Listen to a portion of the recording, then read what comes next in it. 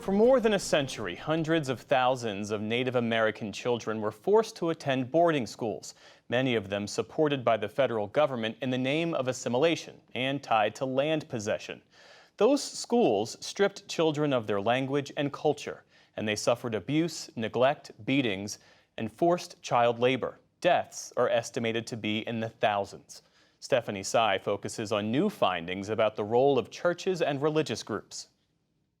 A federal probe into Native American boarding schools has been underway since 2022, but recently a nonprofit group identified even more schools.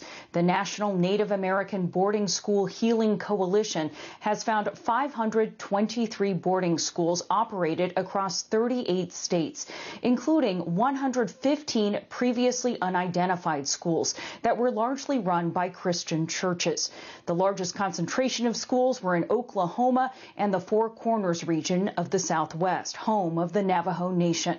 The nonprofit's Deputy Chief Executive Officer is Samuel Torres, and he joins me now to discuss this new research. Samuel, thank you so much for joining the NewsHour. So I understand your latest research found dozens more boarding schools that were operated in Hawaii as well as Oklahoma. Talk about that and the other significant findings you've uncovered. Well, we're grateful for the opportunity to continue to work on this type of project, and building on top of that 408 federally funded or supported schools identified in collaboration between the Department of the Interior and ourselves at the Healing Coalition.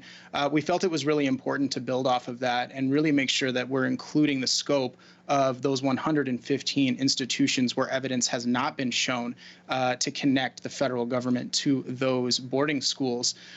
It's really important for those institutions that we've identified in Oklahoma, in Alaska, and Hawaii, among many other states, where there are an increased number of those institutions, where really we're starting to scratch the surface on how to identify the role of those Christian denominations, of the federal government, of the administrators and the operators of those schools. The Christian denominations involved, which include the Roman Catholic Church, have begun their own investigations into the boarding schools they ran. What do you expect to come of that? And do we have a full picture of any abuse that occurred at the schools?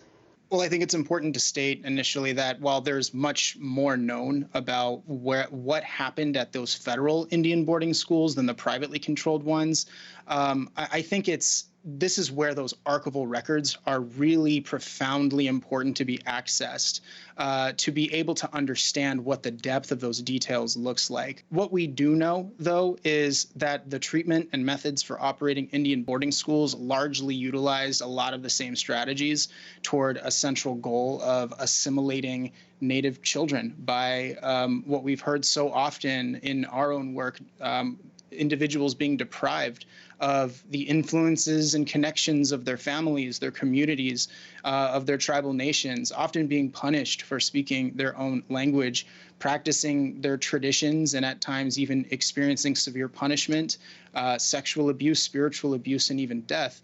So we really just are continuing to still asking the same kinds of questions on what has happened at these institutions. We are told and hear the stories of our relatives, our friends, those that we're connected with at the Healing Coalition about how they were treated in these institutions, whether they be in federally operated institutions or in privately controlled ones.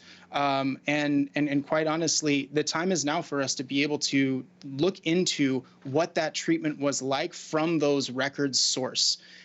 Because we have those stories, and it's not that these stories haven't been told, it's that they haven't been listened to. And if they can be coupled by the access of these documents, we can start looking at, in a more comprehensive effort, a fuller scope of what happened at these Indian boarding schools, whether they be federally controlled or privately run. It was back in 1969, from what I understand, that the U.S. Senate issued several hundred pages of a report on the Native American boarding school system. And that did lead to some reforms. I just wonder, Samuel, what you would like to see happen now as more and more of this comes to light.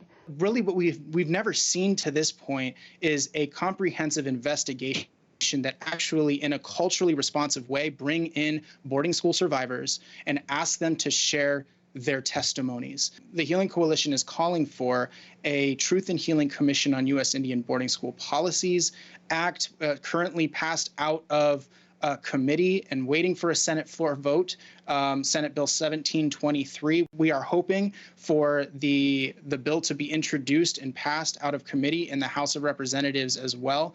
We're looking for a multi-year commission process that does more than just brings these questions to the table. It asks communities, Native leaders, tribal leaders to come and to help support this process, and ultimately will publish a series of calls to action that will provide a blueprint for how do we restore that which was disrupted. Samuel Torres with the National Native American Boarding School Healing Coalition, thank you so much. Yes, thank you for your time.